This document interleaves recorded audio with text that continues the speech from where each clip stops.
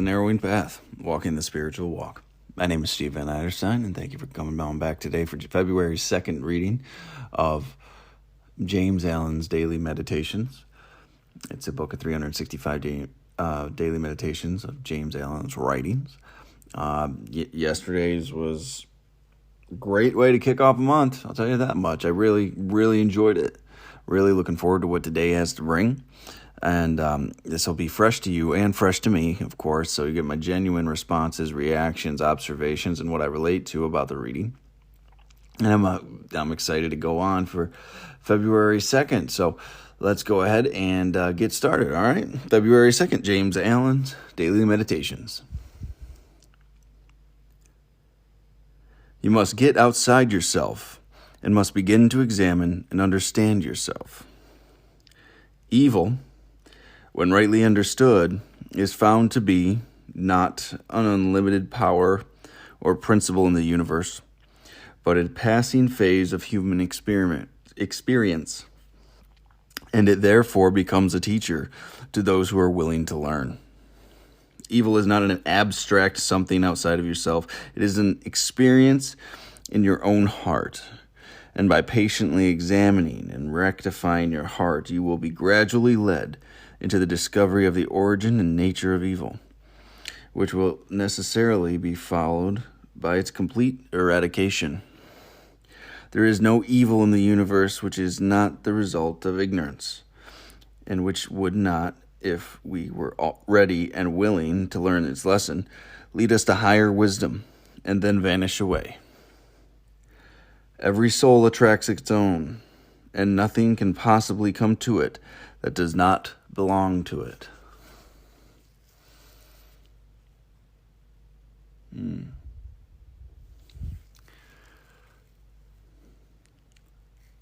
That's a powerful reading right there, isn't it? Man.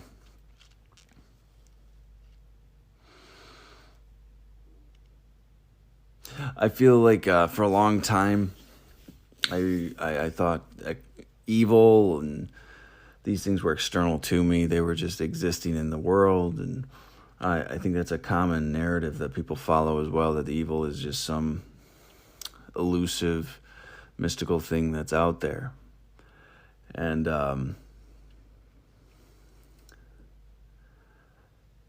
after a few years in my sobriety and just doing some of this work, I know I've caused a lot of my own pain, and I've caused pain for other people, and sorrow and unrest and anger. All of those emotions that we associate negatively, and all of those things. And I know I wasn't evil now. I know. But if all those things could be coming from me, where do they come from? It's my own selfishness and self-centeredness. And I like to separate myself from these things to be able to play the victim a lot. To be able to say, well, the world's not fair to me. I thought I was just unlucky. I thought I was just somebody that was always going to just have bad luck. And the reality of it is, it was all self-imposed, and it was all self-created. My own selfishness, my own self-centeredness, my own self-interest, my own self-pity, my own self-indulgences. A lot of me. It was all about me. And it took me a while also to separate when something, from an event happening, to understanding my perception and my emotions regarding that event are mine. It took me a while to separate those two things. Those two things. I didn't realize what was mine to handle and what was life just occurring. And what I thought I was going to have to sit and suffer with. just because it happened, and that thing that happened caused this in me, and I can't control that emotion that it caused, that pain that it caused. It did this to me. But when I realized life, I'm not the victim of life.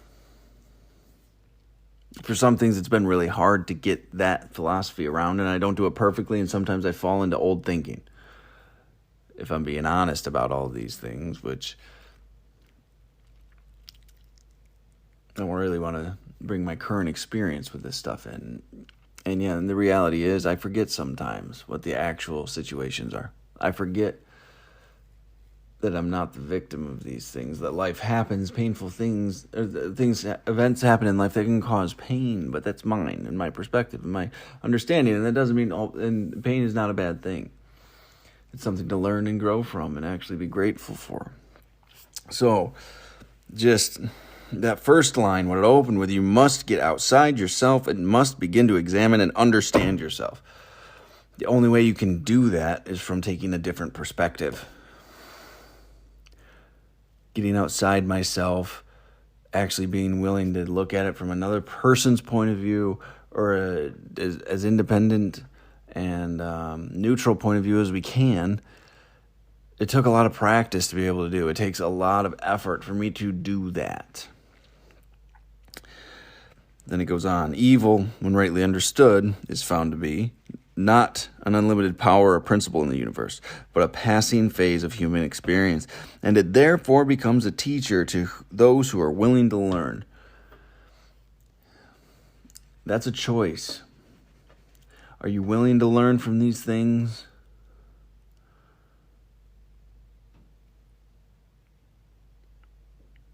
Or are you going to stay a victim of whatever happens in life? Evil is not an abstract something outside yourself. It is an experience in your own heart. That's what I was just talking about. Those negative things. And yesterday, it described pretty much evil as the unrest, the pain, and sorrow. When those things come up, they are experienced in me. And it's not something outside coming into me, causing this, And by patiently examining and rectifying your heart, you will be gradually led into the discovery of the origin of the nature of evil, which will necessarily be followed by its complete eradication. Clarity and understanding shrinks a lot of demons. And shining the light of day on these things, instead of letting them just lurk in the dark, really shrinks a lot of demons. Takes away a lot of fears. Brings you back to reality. Brings me back to reality, I guess I should say. That's been my experience.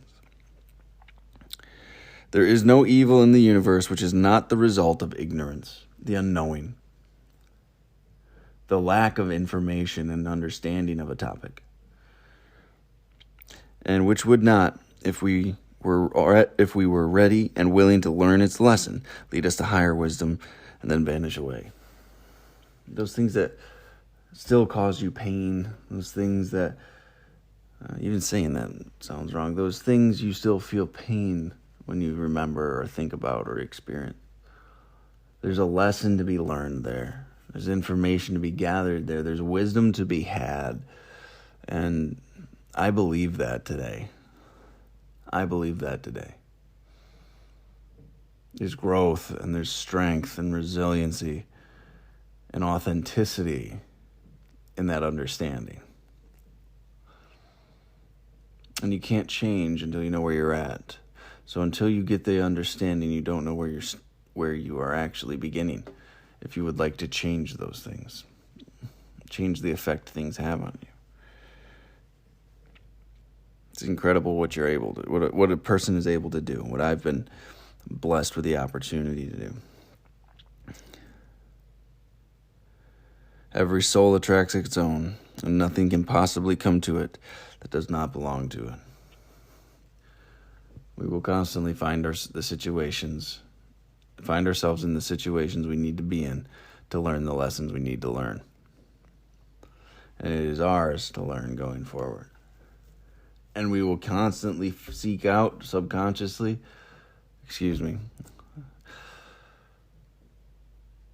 we will inevitably seek out, consciously or subconsciously, the same situation over and over and over again. And God will allow that to happen if that is your belief,